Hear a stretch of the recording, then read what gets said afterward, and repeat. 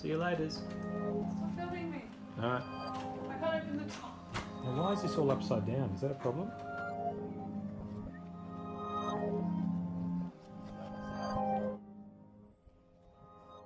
G'day everyone, it's Shane here. As you can see, it's wet outside and I was going to do a quick little situation inside with a light, and I'm going to run through how to use the manual settings on your camera. Let's go. So here we are. Here's the setup. We've got a light set up here. We've got a fan to capture movement and a few other objects here which we'll be using to demonstrate depth of field. Look at that. Is there not a slider to adjust it? No. Because on this camera you can touch We the don't screen. all have iPhone 6. Alright everybody, well we're inside now. What we've got here is my X Pro 2 with I think I've got the 23mm lens on it. So the first thing we're going to do is look at adjusting the aperture using aperture priority. And then we're going to do shutter priority, and then we're going to do fully manual. In my little camera here, I don't have A, TV, S, AV modes.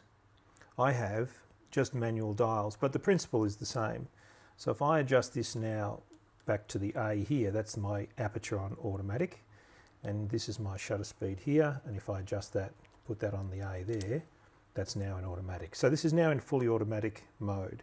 So if we take a shot there, my screen now is showing you the playback of that shot. So if I show you what the settings are, you'll see it's 220th of a second, or 1/220th of a second at f3.2. Now just notice too, I'm shooting this on ISO 2000 because I'm actually inside and it's almost dusk.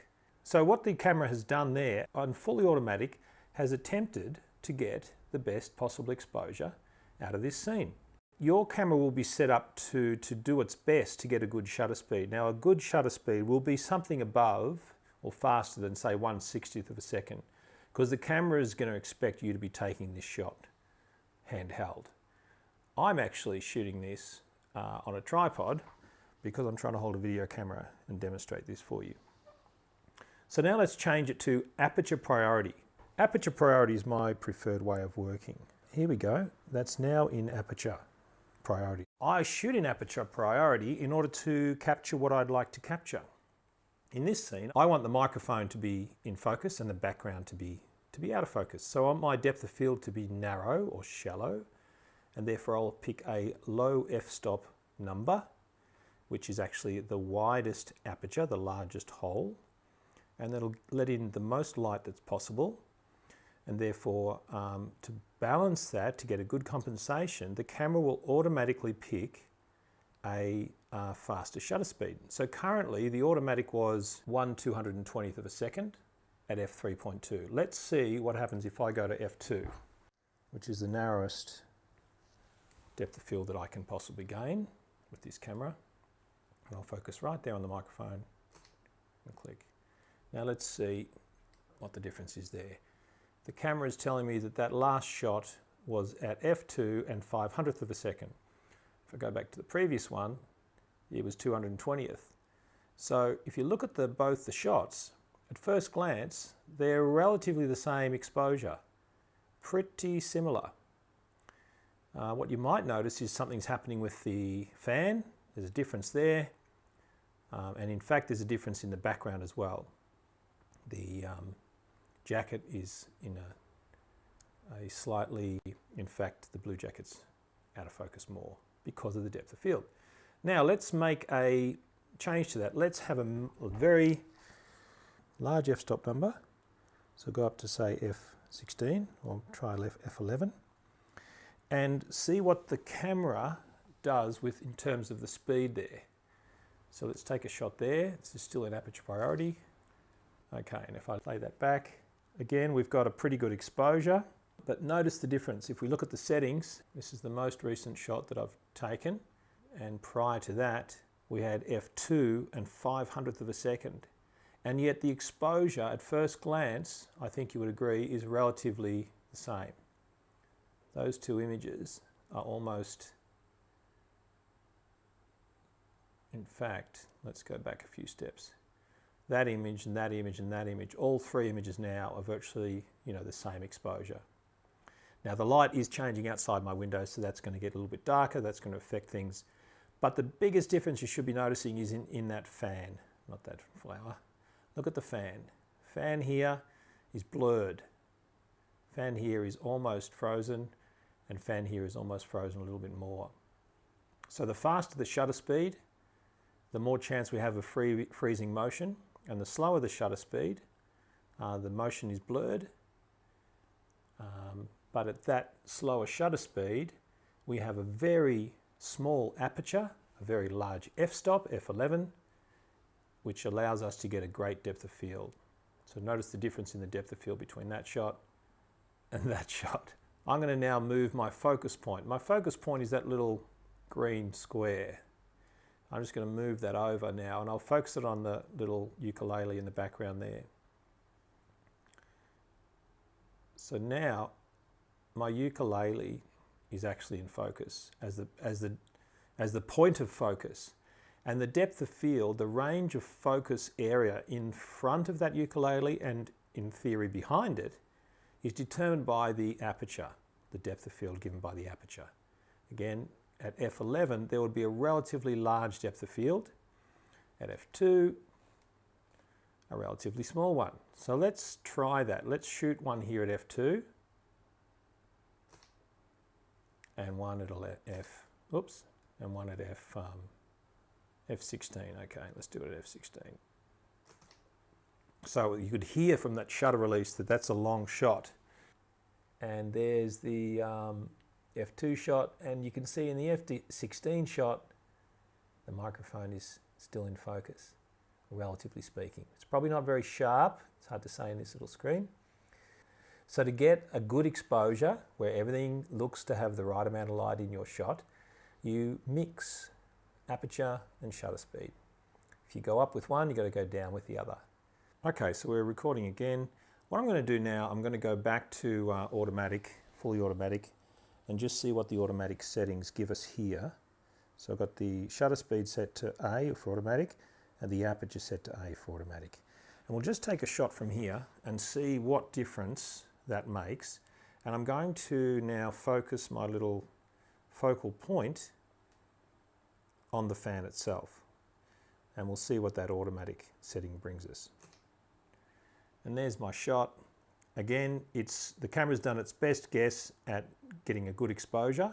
My fan is showing a spinning action. I've captured movement, but I haven't frozen it.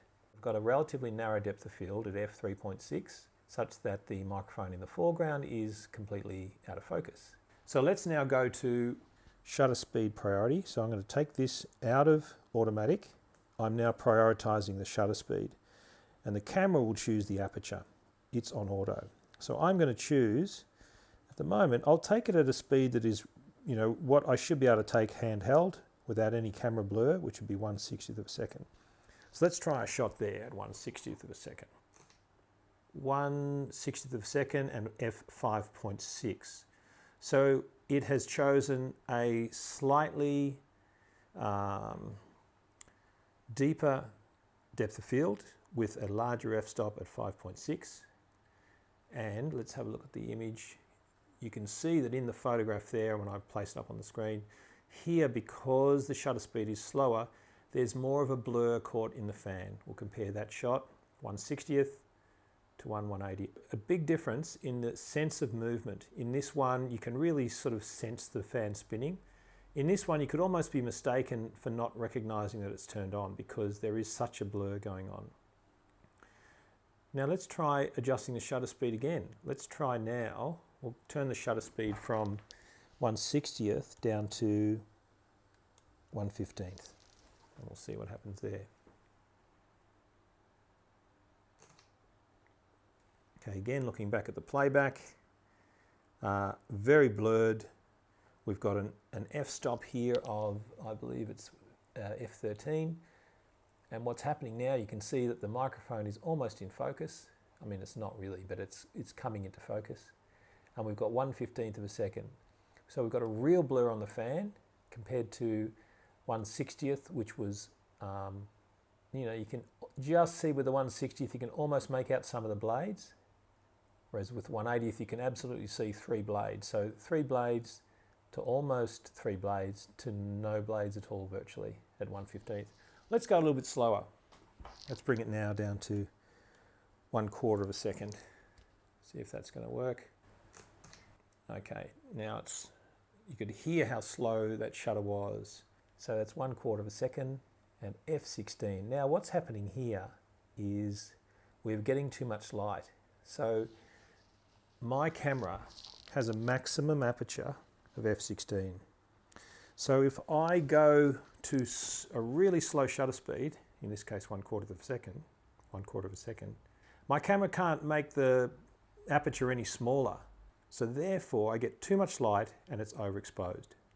So your camera will choose the best option it can, but if your camera can't cope with it, you'll either let in too much or too little light, depending on the settings.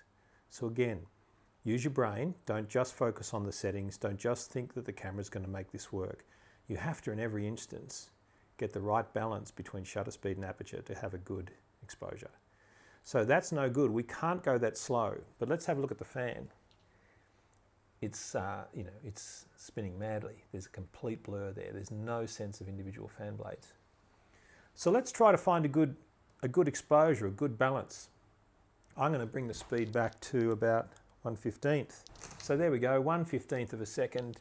The camera sets f11 and we've got a nice exposure. That's looking just fine. Now let's freeze the fan altogether, or 500th of a second.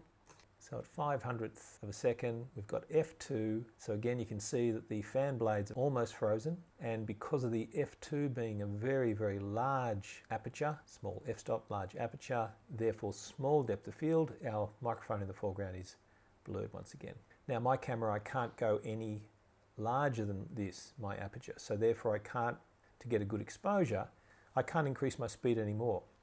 We're going to have a poor exposure, I would say. If we try to go to 2000, I believe that little baby is well underexposed because I've made it so fast in order to freeze the fan. You can see that that fan is totally frozen, but because it's such a short period of time that the aperture was opened, and because my aperture is currently set at its largest size, f2, there's just no way I can get any more light in at this ISO setting. Okay, so last but not least, we're going to do a manual setting, fully manual. So I'm going to put my aperture into manual here, and my shutter speed here, also into manual. So let's just find now a nice exposure using a fully manual setup. So in this instance, I'll have a go at focusing on the microphone again. So I'll move my little focus point back up to the microphone. In fact, I'll put it there. And let's just have a quick snap. I don't even know where I'm set it. I'm just going to try it. Okay, a little bit underexposed. So that's given us f5.6 and 1/500th of a second. So obviously I need to give myself some more light. Firstly, I'll increase the size of my aperture. I'll go down to 3.2. Now you can see that that brings us more light. That is a much better shot than that. So but it's still not very good. That's not a great exposure. So I want to bring more light in. So in order to do that, I'm going to slow down the shutter speed. All right, so we've got that one compared to that one compared to that one. So you can see we're getting closer and closer to a good exposure. In fact, that's not bad, perhaps a little bit underexposed. Now what you can do in this instance is use your light meter. So this is my light meter. So what you're generally aiming for is for that little needle to be close to the zero. Don't expect that the zero is going to be perfect, it won't be. Because what the light meter does is it's trying to guess at what's going to be a good average for all the objects. Now some of the objects in this frame are quite bright and some are quite dull. It's going to do its best to try to pick what it thinks is a good exposure. The only way you can use an exposure compensation dial is when you're in either aperture priority or shutter speed priority. So I'm going to go back to shutter speed, aperture priority by putting my shutter speed into auto. So now I'm in aperture priority. Whatever I do here will be manual, and the camera will attempt to get a good exposure by adjusting the shutter speed automatically. Now, look, when I put my exposure compensation dial right down to -2. That -2 shows up here on my screen. So I'm telling the camera, no, I think you've got it too bright, take away some of the light. And you can see there in the shot, as I do that, it darkens the shot. Okay, this camera gives me a live view of the exposure. If you think what the camera has chosen in that semi-automatic mode is too dark or too bright, you can add a little bit more light or take away a little bit of light by using this dial. Lovely. I hope that makes sense, and I'll speak to you soon.